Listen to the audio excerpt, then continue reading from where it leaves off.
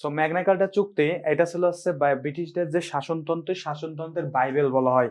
So বাইবেলটা কত সালে হয়েছিল সালটা কিন্তু মনে রাখতে হবে, 1215 সালে আছে এই চুক্তিটা স্বাক্ষর করা হয়েছিল। এবং এই চুক্তির মাধ্যমে কিন্তু আসলে ব্রিটিশদের যে শাসন, অর্থাৎ রাজাদের যে শাসন ক্ষমতা বা ক্ষমতাসীনদের যে শাসন ক্ষমতা, সেটা কিন্তু খর্ব করা হয়েছিল। এরপর আমরা যেটা দেখবো যে ব্রিটিশদের কিন্তু কিছু স্ট্রিট আছে যেখানে আসলে বিভিন্ন দেশের অর্থ যে অর্থমন্ত্রী থাকে, প্রধানমন্ত্রী থাকে, এইগুলা কিন্তু এক একটা নাম ধরা হয়, একটা বিখ্যাত রোড। যেমন ধরেন যে বাংলাদেশের যদি বলি যে এখানে আসলে সবাই থাকে, রাজারা যদি বলা যায় যে প্রধানমন্ত্রী থাকে বা অর্থমন্ত্রী সবাই থাকে, এরকম একটা রোড আছে। ঠিক তেমনি আসলে এই একটা রোড যেখানে আসলে সবাই থাকে। যেমন ডাইনিং স্ট্রিট লন্ডন শহরের কেন্দ্রস্থলে অবস্থিত একটা বিখ্যাত সড়ক। তো ডাইনিং স্ট্রিট এটা মনে রাখতে হবে, এটা হচ্ছে ইংল্যান্ডের যে শহর আছে লন্ডন, সেই শহরের একেবারে মাঝখানের দিকে অবস্থিত একটা বিখ্যাত একটা সড়ক। এবং ওইখানে আছে ইংল্যান্ডের সব থেকে ক্ষমতাবান লোকেরা ওইখানে সাধারণত বসবাস করে থাকে। তো 1680 সালে স্যার জর্জ ডাইনিং সড়কটি নির্মাণ করেছিলেন 1680 সালে। তো ফার্স্ট অফ অল আছে 9 ডাইনিং স্ট্রিট, যেটাকে বলা আছে 9 ডাইনিং স্ট্রিট। এটা হচ্ছে ব্রিটেনের আইনসভার চিফ হুইপের কার্যালয়। দেখেন একেবারে ইংল্যান্ডের যে চিফ হুইপ কার্যালয়, সেটা কোথায় অবস্থিত? চিফ হুইপের কার্যালয়টা অবস্থিত 9 নাম্বার স্ট্রিটে। তারপর আছে 10 নাম্বার ডাইনিং স্ট্রিট। এই যে 10 নাম্বারে বসবাস করে প্রধানমন্ত্রী, এটা হচ্ছে প্রধানমন্ত্রীর সরকারি বাসভবন ও কার্যালয়। এখানে হচ্ছে প্রধানমন্ত্রী বসবাস করে। তো সরকারের প্রধান হচ্ছে প্রধানমন্ত্রী, আর তার বাসায় হচ্ছে 10 নম্বর ডাইনিং স্ট্রিটে। তো ঋষি সুনাকের ক্ষেত্রে একটু বলি, ঋষি সুনাকের যে ঋষি সুনাক এমনিতে খুবই বড় লোক মানুষ, এবং ওর যে ওয়াইফ আছে সেও খুব বড় লোক মানুষ, এবং তার যে শ্বশুর আছে তারাও খুব বড় লোক মানুষ। কিন্তু ঋষি সুনাক হচ্ছে ভারতীয় বংশোদ্ভূত। তো ঋষি সুনাকের ওয়াইফও আছে ভারতীয়। তো যা হোক, যে কারণে আসলে ভারতীয় থাকার কারণে তার যে শাশুড়ি খুব হচ্ছে শালীন, এবং সে খুবই সাদাসিধা একটা লাইফ লিড করে। তো সে তার মুখে এমন ভাবে বলতেছে যে যখন আমি আসলে ইউরোপের যে বিমানবন্দরে নামছি, নামার পরে আসলে বিজনেস ক্লাসে করে আমি আসলে ব্রিটিশে মাটিতে পা দিছি। তো যখন আমি ব্রিটিশ ক্লাসে করে পা দিছি, সবাই আমার পোশাক দেখে আসলে আমাকে তুচ্ছ তাচ্ছিল্য করতেছে। আরে কে না কে পোশাক দেখে আর আমার ই করতেছে, কারণ সাদাসিধা ভাবে গেছে একটা শাড়ি পরা, খুব বেশি সাজুগুজু করা না, বা ওয়েস্টার্ন কালচারে সে আসলে অভ্যস্ত না। তো যখন আসলে বিমানবন্দরে যাওয়ার পরে তাকে তো তুচ্ছ তাচ্ছিল্য করে আসলে বিমানবন্দরে পাশ দিছে। দেওয়ার পরে যখন গাড়িতে উঠবে, তখন ওই ড্রাইভার তাকে জিজ্ঞেস করতেছে আপনি কোথায় যাবেন? তো সে বলতেছে যে আমি আছে 10 নাম্বার ডাইনিং স্ট্রিটে যাব। তো 10 নম্বর ডাইনিং স্ট্রিট, তো সেটা আছে প্রধানমন্ত্রীর কার্যালয় বাসা।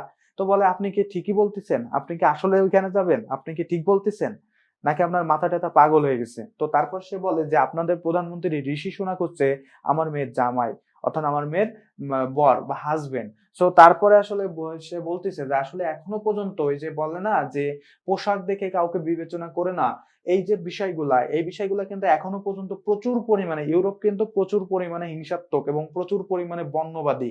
তো সেইটা এখনো পর্যন্ত প্রচলিত আছে। ওকে, যাই হোক, আমরা পরবর্তীতে দেখি 11 নাম্বার যে ডাইনিং স্ট্রিটটা আছে, এইখানে হচ্ছে ইংল্যান্ডের যে অর্থমন্ত্রী, একটা দেশের মূল চাবিকাঠি আছে অর্থ দিয়ে হয়, সেই অর্থমন্ত্রীর বাস বা কার্যালয়। 12 নাম্বার ডাইনিং স্ট্রিট, এখানে আছে প্রধানমন্ত্রীর যে প্রেস অফিস। 12 নাম্বার যে ডাইনিং স্ট্রিটটা আছে, এখানে হচ্ছে প্রধানমন্ত্রী যে থাকবে সেই প্রধানমন্ত্রীর আছে প্রেস অফিসটা অবস্থিত। অর্থাৎ ওইখানে যে তিনি সাংবাদিকদের এইভাবে বলবেন যে আমি এই কাজগুলা করছি, এই কাজগুলা করতে হবে। সো বেশি ইম্পর্টেন্ট এখানে যেটা, সেটা হচ্ছে 10 নম্বরটা। এই 10 নম্বরটা মনে রাখতে হবে। 10 নম্বরটা হচ্ছে প্রধানমন্ত্রীর সরকারি বাসভবন ও কার্যালয়। এইটা মনে রাখতে হবেই, কারণ এটা থেকে পরীক্ষায় কিন্তু প্রশ্ন আসতে পারে যে 10 নম্বর স্ট্রিট কেন বিখ্যাত, কারণ এখানে রয়েছে ইংল্যান্ডের প্রধানমন্ত্রীর কার্যালয় এবং বাসভবন। এরপরে আমাদের আসলে পতাকা দেখতে হবে। যে পতাকা আছে, পতাকার ক্ষেত্রে ইংল্যান্ডের পতাকাকে বলা হয়, পতাকা যেটা আছে ইংল্যান্ডের বা আমার যে ইউকে, এটার পতাকাকে বলা হয় ইউনিয়ন জ্যাক বা ইউনিয়ন ক্লাব। পতাকাকে বলা হয় ইউনিয়ন জ্যাক বা ইউনিয়ন ক্লাব। ট্রাফালগার স্কোয়ার, এটা হচ্ছে লন্ডনের কেন্দ্রস্থলে অবস্থিত একটা বিখ্যাত স্কোয়ার। প্রশ্ন আসতে পারে ট্রাফালগার স্কোয়ার কোথায় অবস্থিত?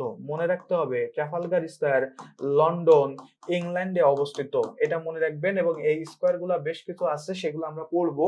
ট্রাফালগার স্কোয়ার লন্ডন ইংল্যান্ডে অবস্থিত। গ্রিনিস, গ্রিনিস হচ্ছে যেখানে আসলে মানমন্দির বলা হয়, ওইখানে একটা ঘড়ি আছে বা ওইখান থেকে উত্তর দক্ষিণে হিসাব করা হয়।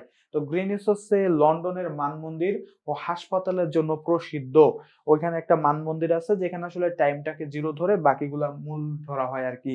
তো মূল মধ্যরেখায় এ স্থানের উপর দিয়ে গেছে, মূল যে মধ্যরেখাটা আছে সেটা হচ্ছে এই স্থানের উপর দিয়ে গেছে। তো গিনিস যদি জিজ্ঞেস করে সব থেকে গুরুত্বপূর্ণ উত্তর দিবেন গিনিস হচ্ছে একটা মানমন্দির, এটা খুব গুরুত্বপূর্ণ একটা বিষয়। ওয়েস্ট মিনিস্টার, এখন আমরা দেখবো ওয়েস্ট মিনিস্টারটা আসলে কি। ওয়েস্ট মিনিস্টার হচ্ছে লন্ডনে অবস্থিত ব্রিটিশ পার্লামেন্ট ভবন। সো প্রশ্ন যদি আসে কখনো লন্ডনের ব্রিটিশ পার্লামেন্ট ভবনের নাম কি, উত্তর দিয়ে দিবেন সাথে সাথে ওয়েস্ট মিনিস্টার। ওয়েস্ট মিনিস্টার হচ্ছে ব্রিটিশ পার্লামেন্ট ভবন। হোয়াইট লস, হোয়াইট লস, আমরা হোয়াইট হাউস জানি, সেটা হচ্ছে আমেরিকার প্রেসিডেন্টের বাসভবন। এখন পড়বো হোয়াইট লসটা কি। হোয়াইট লস আছে ইংল্যান্ডে অবস্থিত, রাজা অষ্টম অ্যাডল্টের জন্মস্থান। হোয়াইট লসটা তাইলে কি, হোয়াইট লস হচ্ছে রাজা অষ্টম অ্যাডল্টের জন্মস্থানকে বলা হয় হোয়াইট লস। এরপর আমরা যেটা পড়তে হবে সেটা হচ্ছে যে হোয়াইট হল, হোয়াইট হাউস জানি, হোয়াইট লস পড়লাম, এখন হোয়াইট হল সম্পর্কে একটু জানবো। এটা হচ্ছে লন্ডনে অবস্থিত ব্রিটিশ সরকারের কার্যালয়, রানীর সাবেক বাসভবন। আগের রানীরা সাধারণত হচ্ছে এখানে বাসভবন ছিল, এটা এখানে বসবাস করতো, বাট বর্তমানে আর এখানে করে না, এটাকে বলা হচ্ছে হোয়াইট হল। এরপর হচ্ছে লন্ডনের টেমস নদীর তীরে অবস্থিত। লন্ডন শহরটা একটা নদী আছে যার নাম হচ্ছে টেমস নদী, বিখ্যাত একটা নদী। এই নদীর তীরে অবস্থিত একটি যুক্তরাজ্যের রাজধানী, অর্থাৎ ইংল্যান্ডের রাজধানীর নাম হচ্ছে লন্ডন, এটা কিন্তু মাথার মধ্যে রাখতে হবে। এরপর আছে ড্যান্ডি, ড্যান্ডি বা ডান্ডি বলা হয়ে থাকে, ডান্ডি বা ড্যান্ডি বলা হয়ে থাকে। ড্যান্ডি বা ডান্ডি যেটা আছে সেটা হচ্ছে যুক্তরাজ্যের উত্তর পূর্ব উপকূলে স্কটল্যান্ড, স্কটল্যান্ডে অবস্থিত। এই যে স্কটল্যান্ড মনে রাখতে হবে, স্কটল্যান্ডে অবস্থিত একটা শহর আছে, যে সমুদ্র বন্দর আছে, যে ড্যান্ডি নাম, যার নাম হচ্ছে কি ড্যান্ডি। এই সমুদ্র বন্দর বেসিক্যালি হচ্ছে পাট শিল্পের জন্য বিখ্যাত, সমুদ্র বন্দর এবং পাট শিল্প কেন্দ্রের জন্য বিখ্যাত হওয়ার কারণে এই ড্যান্ডি বলা হয়ে থাকে। ড্যান্ডিটা হচ্ছে কি তাইলে, ড্যান্ডিটা হচ্ছে স্কটল্যান্ডের একটা শহর বা বন্দর, যেখানটা হচ্ছে পাট শিল্পের জন্য বিখ্যাত। আমাদের বাংলাদেশের নারায়ণগঞ্জ যেহেতু পাট শিল্পের জন্য বিখ্যাত, এই জন্য নারায়ণগঞ্জকেও বলা হয় প্রাচ্যের ড্যান্ডি। নারায়ণগঞ্জকে কি বলা হয়, প্রাচ্যের ড্যান্ডি। এই জন্যই বলা হয়, আমি কিন্তু বারবার বলতেছি কেন বলা হচ্ছে, কারণ আছে স্কটল্যান্ডের যে ড্যান্ডি শহরটা আছে বা ডান্ডি শহরটা আছে, সেই শহরটা পাট শিল্পের জন্য বিখ্যাত, তাই তার সাথে সাদৃশ্য রেখে আমাদের নারায়ণগঞ্জের নামকরণ করা হয়েছে প্রাচ্যের ডান্ডি।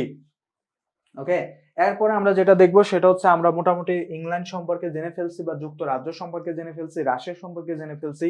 এখন আরেকটা পরাশক্তি রাষ্ট্র জার্মানি সম্পর্কে আমাদেরকে একটু জানতে হবে। জার্মানি, জার্মানির সরকার ব্যবস্থা হচ্ছে সংসদীয় গণতন্ত্র। জার্মানির যে চ্যান্সেলর তিনি হচ্ছেন প্রধানমন্ত্রীর সমতুল্য, অর্থাৎ প্রধানমন্ত্রী যেমন সরকারের প্রধান, ওদের চ্যান্সেলর হচ্ছে প্রধানমন্ত্রী, অর্থাৎ ওই দেশের সরকারের প্রধান বলা হয় চ্যান্সেলরকে। Otto von Bismarck, Otto von Bismarck ছিল জার্মানির প্রথম চ্যান্সেলর, তিনি আধুনিক জার্মানির প্রতিষ্ঠাতা। তো যদি কখনো প্রশ্ন আসে আধুনিক জার্মানির প্রতিষ্ঠাতাকে, সরাসরি উত্তর দিয়ে দিবেন আধুনিক জার্মানির প্রতিষ্ঠাতা হচ্ছে অটোমান বিসমার্ক।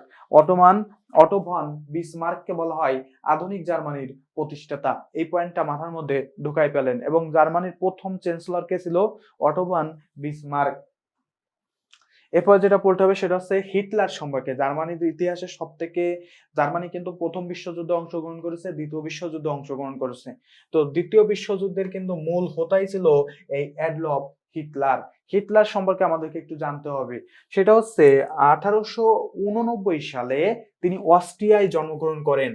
তিনি national socialist German workers party, সংক্ষেপে নাজি পার্টি, যেটাকে বলা হয়েছে নাজি পার্টি এর নেতা ছিলেন। সো যদি কখনো প্রশ্ন আসে হিটলার কোন পার্টির নেতা ছিলেন, সহজে উত্তর দিবেন তিনি ছিলেন হচ্ছে নাজি পার্টি এর নেতা। 1933 থেকে 1945 সাল পর্যন্ত জার্মানির চ্যান্সেলর ছিলেন তিনি। 1933 সাল থেকে 1945 সাল পর্যন্ত, অর্থাৎ দ্বিতীয় বিশ্বযুদ্ধ শেষ হওয়া পর্যন্ত তিনি জার্মানির চ্যান্সেলর ছিলেন। 1933 সালে তিনি গোপন পুলিশের বাহিনী গেস্টাপো গঠন করেন। সো প্রশ্ন যদি আসে যে গেস্টাপো কি, এটা সহজে বলে দিবেন হিটলারের গোপন পুলিশ বাহিনী। গেস্টাপো কি, এই প্রশ্নটা কিন্তু আসছে। তো তখন উত্তর দিবেন কি, এটা হচ্ছে হিটলারের গোপন পুলিশ বাহিনী। হিটলারের উগ্র জাতীয়তাবাদ নীতির জন্য দ্বিতীয় বিশ্বযুদ্ধের সূচনা হয়েছিল, বা দ্বিতীয় বিশ্বযুদ্ধ হয়েছিল উগ্র জাতীয়তাবাদের কারণে। মৃত্যু ঘটে, হিটলারের মৃত্যু ঘটছিল হচ্ছে 30 মে 1945 সালে বার্লিনে ফুয়েরার বাংকারে সস্ত্রীক আত্মহত্যা করেছিলেন। তিনি স্ত্রীকে নিয়ে নিজে স্ত্রীকেও মারছে, মানে স্ত্রীও আত্মহত্যা করছে, তিনিও আত্মহত্যা করে মারা গেছেন। কত সালে? 1945 সালের 30 মে। হিটলার প্রচুর পরিমাণে ইহুদিকে মারছিলেন। হিটলার নিজেও কিন্তু একজন ছিলেন, তবে তিনি হিটলার নিজে একজন ইহুদি ছিলেন, তবে তিনি একজনকে, শুধুমাত্র একজন ইহুদিকে তিনি কখনো মারেন নাই, একজন বা দুইজনকে। সেটা হলো তার যে চিকিৎসক ছিল সে একজন ইহুদি ছিল, তাকে কিন্তু তিনি মারেন নাই, বাট ম্যাক্সিমাম ইহুদিকে তিনি মেরে ফেলছিলেন। সো হিটলার সম্পর্কে যেটা আসে যে হিটলার সে আত্মহত্যা করছিল 1945 সালে 30 মে। তিনি নাজি পার্টির নেতা ছিলেন, তিনি জার্মানির চ্যান্সেলর ছিলেন 1933 থেকে 1945 সাল পর্যন্ত। দ্বিতীয় বিশ্বযুদ্ধের সূচনা করার কারণ হচ্ছে হিটলারের উগ্র জাতীয়তাবাদ। এরপরে যেটা পড়তে হবে সেটা হচ্ছে আমাদের যে বার্লিন প্রাচীর। পরবর্তীকালে দ্বিতীয় বিশ্বযুদ্ধ হয়ে যাওয়ার পর জার্মানি আছে দুইটা ভাগে বিভক্ত হয়ে পড়ে, একটা হচ্ছে পূর্ব আর একটা হচ্ছে পশ্চিম, আর একটা হচ্ছে পশ্চিম। এই পশ্চিম এবং পূর্ব যে জার্মানিটা ছিল এর মধ্যে দেখা যায় কি যে প্রথমে একটা ব্যাপার ঘটে যে পশ্চিম যে জার্মানিটা ছিল, আমরা এখন একটু পড়বো, এখানে পড়ে পড়ে দেখি কি হয়। তো পূর্ব এবং পশ্চিম জার্মানির মধ্যে প্রথমে ইউএসএ, ইউকে এবং ফ্রান্স এবং সোভিয়েত ইউনিয়নের অধীনে 4 ভাগে বিভক্ত হয়ে যায় জার্মানি। 4টা ভাগ হয়ে গেছে। একটা নেতৃত্ব দিচ্ছে হচ্ছে ইউএসএ মানে আমেরিকা, একটা দিচ্ছে হচ্ছে যুক্তরাজ্য বা ইংল্যান্ড, আর একটা দিচ্ছে হচ্ছে ফ্রান্স, আর একটা দিচ্ছে হচ্ছে সোভিয়েত ইউনিয়ন। অর্থাৎ 4টা গ্রুপ হয়েছে। 4টা গ্রুপকে এক এক দল সমর্থন দিচ্ছে, এক এক গ্রুপকে এক এক দল সমর্থন দিচ্ছে। একইভাবে রাজধানী বার্লিনও 4 ভাগে বিভক্ত হয়ে পড়ে। পরে 1949 সালে ইউএসজি এর নিয়ন্ত্রণে থাকা পূর্ব জার্মানিকে জার্মান ডেমোক্রেটিক রিপাবলিক তথা সমাজতান্ত্রিক ব্যবস্থা, অর্থাৎ এই যে যেটা আছে সোভিয়েত ইউনিয়নের অধীনে ছিল সেটাকে আছে সমাজতান্ত্রিক হিসেবে ঘোষণা করে। অর্থাৎ পূর্ব জার্মানি হয়ে যায় তখন আছে সমাজতান্ত্রিক, পূর্ব জার্মানি হয়ে যায় কি তখন সমাজতান্ত্রিক, এটা হয়ে যাচ্ছে সমাজতান্ত্রিক। কেন? কারণ এটার নিয়ন্ত্রণ ছিল হচ্ছে সোভিয়েত ইউনিয়ন, আর সোভিয়েত ইউনিয়ন ছিল হচ্ছে সমাজতান্ত্রিকের আঁতুড়ঘর। আর অন্যদিকে বাকি 3 দেশের নিয়ন্ত্রণে থাকা জার্মানির অংশকে একত্রীভূত করে ফেডারেল রিপাবলিক অফ জার্মানি গঠন করা হয় এবং পুঁজিবাদ ব্যবস্থা চালু করা হয়। পূর্ব জার্মানি এত কিছু ঘটার পরে আমেরিকা রাশিয়ার যে নিয়ন্ত্রণে, অর্থাৎ একদিকের কাঠিনাড়ে আমেরিকা আর একদিকের কাঠিনাড়ে আছে রাশিয়া। এরপরে যে বার্লিন যে শহরটা থাকে সেখানে পূর্ব জার্মানি 1961 সালে একটা দেয়াল তোলে। জার্মানি বার্লিনটাও 2টা ভাগে ভাগ ছিল। তো 1961 সালে পশ্চিম জার্মানি থেকে আলাদা হওয়ার জন্য শহরের মাঝ দিয়ে 155 কিলোমিটার লম্বা কংক্রিটের প্রাচীর তুলে দিয়েছিল। এই প্রাচীরের পতন ঘটে, এই প্রাচীর তুলে দিয়েছিল, একটা প্রাচীর তুলে দিয়েছে যে বার্লিন 2 পাশে বিভক্ত হয়ে গেল। এই প্রাচীরের পতন ঘটে, অর্থাৎ এই প্রাচীরটা ভেঙে ফেলা হয়েছিল 1990 সালের 3 অক্টোবর। এই প্রাচীরের পতন ঘটে আছে 1999 সালের 9 নভেম্বর এই প্রাচীরের পতন ঘটে, অর্থাৎ এই প্রাচীরটা ভেঙে ফেলে আবার বার্লিন এক হয়, পূর্ব জার্মানি পশ্চিম জার্মানি এক হয়ে জার্মানি হয়। কত সালে? 1989 সালের 9 নভেম্বর পূর্ব জার্মানি এবং পশ্চিম জার্মানি এক হয়ে যায় এবং 2টা জার্মানি একত্রীভূত হয়েছিল 1990 সালের 3 অক্টোবর। 2 জার্মানি একত্রীভূত হয়েছিল 1990 সালের 3 অক্টোবর। প্রাচীর ভাঙ্গা হয় 1989 সালে আর এক হয়েছিল 1990 সালে। প্রাচীর ভাঙ্গে আসলে সৌন্দর্যতার একটা পরিচয় দিছে, যে ভালো ব্যবহারের পরিচয় দিছে, পরবর্তীকালে তারা এক হয়ে যায়। ওকে, এখন আমরা কিছু গুরুত্বপূর্ণ তথ্যাবলী একটু দেখে নিই, কি কি তথ্যাবলী আছে ইউরোপের মধ্য থেকে, কি কি তথ্যাবলী আছে। আমাদের আর কিছু পড়ার দরকার নাই। ইতালির যেমন মুসেলি ছিল, ইতালির মুসেলিনি ছিল, তো এত বেশি কিছু আর দরকার নেই আমাদের। এখন আমরা গুরুত্বপূর্ণ কিছু তথ্যাবলী পড়ি। সর্বপ্রথম যেটা আছে ম্যাগনা কার্টা হলো ব্রিটিশ শাসনতন্ত্রের বাইবেল। দ্বিতীয় যেটা আছে ইউরোপের লৌহ মানবী, এটা মনে রাখতে হবে, ইউরোপের লৌহ মানবী বলা হয় মার্গারেট থ্যাচারকে বলা হয় ইউরোপের লৌহ মানবী। ব্রিটেনের পতাকার নাম ইউনিয়ন জ্যাক। আধুনিক গণতন্ত্রের সূতিকাগার বলা হয় ব্রিটেনকে।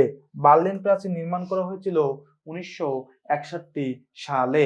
সো এই ইনফরমেশন গুলা খুবই খুবই গুরুত্বপূর্ণ, ভেরি ভেরি ইম্পর্টেন্ট, মনে রাখতে হবে এটা। এরপরে দেখি কি আছে, বার্লিন প্রাচীর ভাঙা হয়েছিল 1989 সালে। বার্লিন প্রাচীর ভাঙ্গা এবং গড়া দুইটাই মনে রাখতে হবে। বার্লিন প্রাচীর নির্মাণ করেছিল পূর্ব জার্মানি। এই পূর্ব জার্মানি হচ্ছে ইউরোপের মধ্যে সর্বপ্রথম বাংলাদেশকে স্বীকৃতি দিয়েছিল। তো বাংলাদেশকে যদি কেউ কখনো বলে ইউরোপের ভিতর প্রথম স্বীকৃতি দিয়েছিল কোন দেশ, সুন্দর করে বলে দিবেন পূর্ব জার্মানি। এরপরে দুই জার্মানি একত্রীভূত হয়েছিল, অর্থাৎ দুই জার্মানি বলছিল যে আমাদের আলাদা কিছু না, আমরা সবাই জার্মান ভাই, আমাদের আর আলাদা হওয়ার দরকার নাই। দুই জার্মানি এক হয়েছিল 3 অক্টোবর 1990 সালে। 3 অক্টোবর 1990 সালে দুই জার্মানি এক হয়ে যায়। জার্মানির প্রথম মহিলা চ্যান্সেলর ছিলেন অ্যাঞ্জেলা মার্কেল। কিছুকাল আগেও তিনি ছিলেন, বয়সের ভারে পরবর্তীকালে তিনি অবসর নিয়েছিলেন। তিনি খুবই জনপ্রিয় ছিলেন পূর্ব জার্মানির মানুষের কাছে, যেমন ছিলেন পশ্চিম জার্মানির মানুষও তাকে খুব সম্মান করত। তো অ্যাঞ্জেলা মার্কেল ছিল হচ্ছে প্রথম মহিলা চ্যান্সেলর। হিটলারের রাজনৈতিক দলের নাম ছিল হচ্ছে নাৎসি বা নাজি, যেটাকে বলে নাজি পার্টি বা নাৎসি পার্টি। ওকে। হিটলারের গোপন পুলিশ বাহিনীর পরিচিতি ছিল হচ্ছে গোস্তাপো নামে। হিটলারের গোপন পুলিশ বাহিনীর নাম ছিল হচ্ছে গোস্তাপো নামে, তারা হচ্ছে বেশি পরিচিত ছিল। ওকে। এরপরে দেখি আমরা কি আছে, রুশ বিপ্লব। যে রুশ বিপ্লবটা হয়েছিল 1917 সালে। রুশ বিপ্লব সংগঠিত হয় 1917 সালে। এরপরে যেটা পড়তে হবে, রাশিয়ার প্রাচীন রাজাদের উপাধি ছিল হচ্ছে জার। আমরা এটাগুলো পড়ছি, জার বলা হয় তাদেরকে। জার শাসনের অবসান ঘটে 1917 সালে রুশ বিপ্লবের ফলে। 1917 সালে সংগঠিত রুশ বিপ্লবের নেতৃত্ব দিয়েছিলেন লেনিন। সোভিয়েত ইউনিয়নকে আনুষ্ঠানিকভাবে বিলুপ্তি ঘোষণা করা হয়েছিল 21 ডিসেম্বর 1991 সালে। 21 ডিসেম্বর 1991 সালে সোভিয়েত ইউনিয়নকে আনুষ্ঠানিকভাবে বিলুপ্তি ঘোষণা করা হয়। সাবেক সোভিয়েত ইউনিয়ন ভেঙে গঠিত হয় 15টি রাষ্ট্র, একটা দুইটা না, 15টা রাষ্ট্রের সৃষ্টি হয়েছিল সোভিয়েত ইউনিয়ন ভেঙে। কত বড় ছিল, বিশাল ছিল। এই এত ভাঙ্গার পরেও রাশিয়া আজকে বিশ্বের সব থেকে আয়তনের দিক থেকে প্রথম দেশ হচ্ছে রাশিয়া। তাহলে আরো 15টা রাষ্ট্র যদি যুক্ত হতো, আরো 14টা যুক্ত হতো, তাহলে আর কত বিশাল হইতো। ফরাসি বিপ্লব অনুষ্ঠিত হয়, এই সালটা একটু মনে রাখতে হবে। ফরাসি বিপ্লব হয়েছিল 1789 সালে। এই সালটা কিন্তু ভেরি ভেরি ইম্পর্টেন্ট, আমি বারবার বলতেছি। ফরাসি বিপ্লব হয়েছিল 1789 সালে, এই সালটা মনে রাখতে হবে, এটা খুবই গুরুত্বপূর্ণ। ফরাসি বিপ্লবের স্লোগান ছিল হচ্ছে স্বাধীনতা, সমতা, ভ্রাতৃত্ব। স্বাধীনতা, সমতা, ভ্রাতৃত্ব ছিল ফরাসি বিপ্লবের স্লোগান। এই স্লোগানটা মনে রাখতে হবে, স্বাধীনতা, সমতা এবং ভ্রাতৃত্ব ছিল ফরাসি বিপ্লবের স্লোগান। স্লোগানটা কিন্তু মনে রাখতে হবে, কারণ পরীক্ষায় কিন্তু এটা আসবে। এরপরে যাই দেখি কি আছে। এরপরে যেটা আছে সেটা হচ্ছে আগুনের দ্বীপ। আগুনের দ্বীপ, এটা বলা হয়েছে আইসল্যান্ডকে। আইসল্যান্ডকে বলা হয় আগুনের দ্বীপ। আইসল্যান্ডকে বলা হয় মধ্যরাতের সূর্যের দ্বীপ। কারণ কি একটু দেখি, গ্রীষ্মকালে কয়েক সপ্তাহ ধরে আইসল্যান্ডে সূর্য অস্তমিত হয় না। অর্থাৎ আইসল্যান্ডে এমন একটা অবস্থা, রাত আর দিন বলে কোনো শব্দ নাই। এমন হয় রাত হইতে হইতে 12টা বাজে, আবার ভোর হয়ে যায় 2টায়। অর্থাৎ আপনি ঈশার আজান দেয় আছে 12টায়, ফজরের আজান দেয় 2টায়। তো এই কারণে গ্রীষ্মকালে কয়েক সপ্তাহ ধরে যেহেতু আছে এখানে হচ্ছে সূর্য আসলে ডোবে না, যার কারণে বলা হয় মধ্যরাতের সূর্যেরও দ্বীপ। আইসল্যান্ডের দুইটা নাম পড়লাম, আগুনের দ্বীপ, মধ্যরাতের সূর্যের দ্বীপ। এই দুইটা পয়েন্ট একটু ভালো করে মনে রাখতে হবে। আরেকটা প্রশ্ন চলে আসছে, সেটা হচ্ছে পান্না দ্বীপ। পান্না দ্বীপ বলা হয় আয়ারল্যান্ডকে। পান্না দ্বীপ বলা হয় আয়ারল্যান্ডকে, এটা মনে রাখতে হবে, পান্না দ্বীপ Ireland. Bread basket of the Soviet union বা সোভিয়েত ইউনিয়নের রুটির ঝুলি বলা হয় ইউক্রেনকে। পৃথিবীরও রুটির ঝুলি বলা হয় এই ইউক্রেনকে। পৃথিবীর রুটির ঝুলি বলতে যেখানে আসলে বেশি পরিমাণে গম উৎপাদিত হয় তাকে বলা হয়েছে রুটির ঝুলি। বাংলাদেশের রুটির ঝুলি হচ্ছে বর্তমানে ঠাকুরগাঁ, তেমনি বর্তমানে আছে ঠাকুরগাঁ, তেমনি সোভিয়েত ইউনিয়নের রুটির ঝুলি বলা হয় এই ইউক্রেনকে। ইউক্রেন কি? সোভিয়েত ইউনিয়নের রুটির ঝুলি। ওকে। এরপরে দেখি আমরা কি আছে। এরপরে আমাদের যে প্রশ্নটা আছে সেটা হচ্ছে ফ্যাসিজমের। ফ্যাসিজমের প্রবর্তক হচ্ছে ইতালির মুসোলিনি। ইতালির মুসোলিনি। তাহলে মুসোলিনির বাসাটা কিন্তু বা জন্মস্থান কিন্তু ইতালি। তিনি হচ্ছেন ফ্যাসিজমের প্রবর্তক। পৃথিবীর মানচিত্র দেখতে বুটের জুতার মতো দেখায়। পৃথিবীর মানচিত্রে একটা দেশ আছে যাকে দেখতে বুটের জুতার মতো দেখায়, দেশটার নাম হচ্ছে ইতালি। তাই বুট, পৃথিবীর বুট, বুট বলা হয়, পৃথিবীর বুট জুতা বলা হয় ইতালিকে। মনে রাখতে হবে এটা। গণতন্ত্রের সূতিকাগার বলা হয় গ্রিসকে, আধুনিক গণতন্ত্রের সূতিকাগার বলা হয় ইংল্যান্ড বা যুক্তরাজ্যকে, বাট গণতন্ত্রের সূতিকাগার বলা হয় গ্রিসকে। হাজাররাদের দেশ বলা হয় ফিনল্যান্ডকে। ফিনল্যান্ড হচ্ছে হাজাররাদের দেশ। সাদা রাশিয়া বলা হয় বেলারুশকে। সাদা রাশিয়া বলা হচ্ছে কাকে? বেলারুশকে, মনে রাখতে হবে। ছিদ্রায়িত দেশ বলা হয় ইতালিকে, কারণ এর মাঝখানে ভ্যাটিকান সিটি অবস্থিত। ভ্যাটিকান অবস্থিত ইতালির সীমারেখার ভিতরে। দা হোলি সি, হোলি সি মানে হচ্ছে পবিত্র জায়গা আর কি, হোলি সি বলা হয় ভ্যাটিকান সিটি। ভ্যাটিকান সিটি অনেকটা হচ্ছে ইতালির মানচিত্র, এই মানচিত্রের মাঝখানে হচ্ছে একটু ভ্যাটিকান সিটি অবস্থিত। তো ভ্যাটিকান সিটির কারণে ইতালিকে বলা হয় ছিদ্রায়িত রাষ্ট্র। সেই সাথে সাথে ভ্যাটিকান সিটিকে কি বলা হয়? দা হোলি সি বলা হয় তাকে, হোলি সি, মনে রাখতে হবে এটা। এরপর আরো কিছু ইনফরমেশন একটু জেনে নি, দেখি কি আছে। পৃথিবীর প্রথম কল্যাণ রাষ্ট্র যারা কল্যাণ করে থাকে সেটার নাম হচ্ছে সুইডেন। পৃথিবীর কল্যাণ রাষ্ট্র হচ্ছে সুইডেন। বর্তমান বিশ্বের শীর্ষ গণতান্ত্রিক দেশ সুইডেন, সব থেকে বেশি গণতন্ত্র প্রচলিত আছে সুইডেনে। ইউরোপের রেনেসাঁ শুরু হয়, অর্থাৎ ইউরোপের যে শিল্প বিপ্লব বা আধুনিকত্ব, এটা শুরু হয়েছিল চতুর্দশ শতাব্দীতে, অর্থাৎ 1400 সালের দিকে। আধুনিক তুরস্কের জনক বলা হয় কামাল পাশা আরতাতুর্ককে। কামাল পাশাকে বলা হয় আধুনিক তুরস্কের জনক। ইউরোপের রণক্ষেত্র বলা হয় বেলজিয়ামকে। বেলজিয়াম হচ্ছে এমন একটা পজিশনে অবস্থিত, বিশ্বের বাঘা বাঘা দেশগুলার মাথায় দিকে অবস্থিত, যার কারণে সবাই যুদ্ধ বাঁধলে বেলজিয়াম হয়ে যায় আছে ফিল্ড, মাঠ হয়ে যায় আছে বেলজিয়াম, যার কারণে তাকে বলা হয় রণক্ষেত্র, মনে রাখতে হবে এটা। বিখ্যাত ট্রয় নগর, এই ট্রয় নগরটা অবস্থিত হচ্ছে তুরস্কে। বর্তমানে তুরস্কে, আগে গ্রিসে ছিল। ট্রয় নগর হচ্ছে অনেকবার শত্রুদের দ্বারা আক্রান্ত হয়ে বারবার ধ্বংসের শিকার হয়েছে। তো এই ট্রয় নগরটা কোথায় অবস্থিত? তুরস্কে, মনে রাখতে হবে এটা। ট্রয় নগর বর্তমানে অবস্থিত তুরস্কে, আগে ছিল গ্রিসে। সো ট্রয় নগরটা মনে রাখতে হবে, কারণ এটা পরীক্ষায় আসে। এখন আমরা যেটা পড়বো, আমরা মোটামুটি যতটুকু পড়ছি এখানে ইউরোপের একটা কাভার কিন্তু আমাদের হয়ে গেছে, বা ইউরোপ সম্পর্কে আমরা কিন্তু একটা জানতে পারছি, বা ইউরোপ সম্পর্কে আমরা কিন্তু একটা হিউজ ইনফরমেশন কিন্তু মাথার মধ্যে গেঁথে ফেলছি।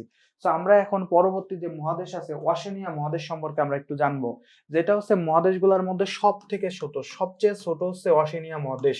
সেই ওশেনিয়া মহাদেশ সম্পর্কে আমরা একটু জানবো।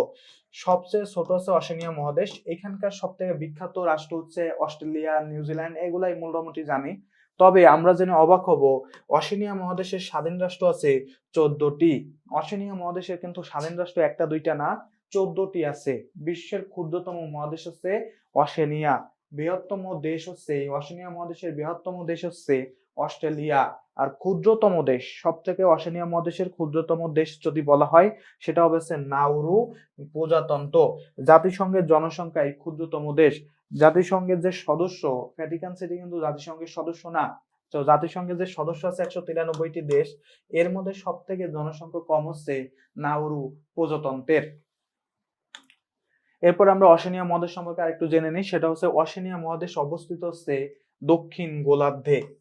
আমাদের পৃথিবীর দুইটা গোলার্ধ আছে, একটা হচ্ছে উত্তর, আর একটা হচ্ছে দক্ষিণ। তো ওশেনিয়া মহাদেশ অবস্থিত হচ্ছে দক্ষিণে, এটা মনে রাখতে হবে, দক্ষিণে অবস্থিত। আয়তনে ওশেনিয়া মহাদেশের সব থেকে বড় রাষ্ট্র হচ্ছে অস্ট্রেলিয়া। জনসংখ্যায় বৃহত্তম রাষ্ট্র হচ্ছে অস্ট্রেলিয়া।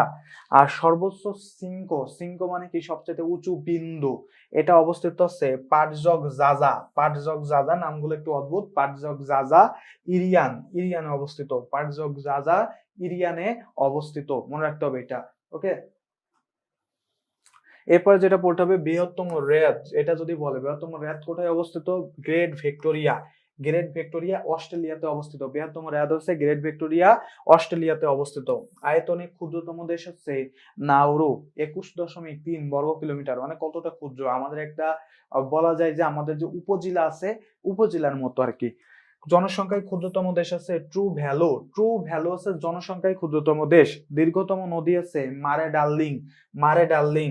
ক্ষুদ্রতম দীর্ঘতম নদী আছে মারে ডার্লিং শুনে আমরা অনেক ভাবতেছি যে কি নাকি, আসলে কিন্তু তা না, এটা হচ্ছে একটা নদী, মারে ডার্লিং মারতিছে, মারে ডার্লিং দীর্ঘতম নদী, মনে রাখতে হবে এটা। ওকে, এখন আমরা আসলে যে রাজধানীগুলো আছে এটা একটু দেখবো। তো আমাদের এখানে আসলে দুইটা দেশই ইম্পর্টেন্ট বেশি, সেটা হচ্ছে অস্ট্রেলিয়া আর নিউজিল্যান্ড, যার কারণে আমি এই দুইটা দেশ দিয়ে দিছি। এবং এই দুইটা দেশের সম্পর্কে একটু ইনফরমেশন আমাদের জানা লাগবে। অস্ট্রেলিয়ার রাজধানীর নাম হচ্ছে ক্যানবেরা ক্যানবেরা। অস্ট্রেলিয়ার রাজধানীর নাম কি? ক্যানবেরা। আবার কেউ কেউ বলে ফেলে অস্ট্রেলিয়ার রাজধানী হচ্ছে সিডনি। ভাই মনে রাখবেন, আপনারা কিন্তু সুন্দর করে পড়তেছেন, সো আপনারা আজকের পর আর কখনো ভুল করবেন না, বা এটা মনে রাখা খুবই গুরুত্বপূর্ণ। অস্ট্রেলিয়ার রাজধানীর নাম কিন্তু সিডনি না, অস্ট্রেলিয়ার রাজধানী হচ্ছে ক্যানবেরা, এটা মনে রাখতে হবে সবার। নিউজিল্যান্ডের রাজধানী হচ্ছে ওয়েলিংটন, অকল্যান্ড কিন্তু না। অনেকে আবার অকল্যান্ড বলে বসে থাকে, ভাই অকল্যান্ড কিন্তু না, অকল্যান্ড কিন্তু না। আমি বারবার বলতেছি, অকল্যান্ড দিলে কিন্তু কি হবে, সুন্দর করে এরকম দুইটা আন্ডা ধরাই দিবে। তো আন্ডা যদি না ধরতে চান তাহলে সুন্দর করে কি দিবেন, নিউজিল্যান্ডের রাজধানীর নাম হচ্ছে ওয়েলিংটন, সুন্দর করে মনে রাখতে হবে। ওকে, এরপরে আমরা চলে যাব আমাদের মোটামুটি এটা যে ইনফরমেশন গুলা দেওয়া হয়েছে, ইনফরমেশন গুলা যদি পড়েন তাহলে ইনশাল্লাহ আপনাদের যে অস্ট্রেলিয়া মহাদেশ থেকে আর কোনো প্রশ্ন আসার কোনো সম্ভাবনা ইনশাল্লাহ নাই।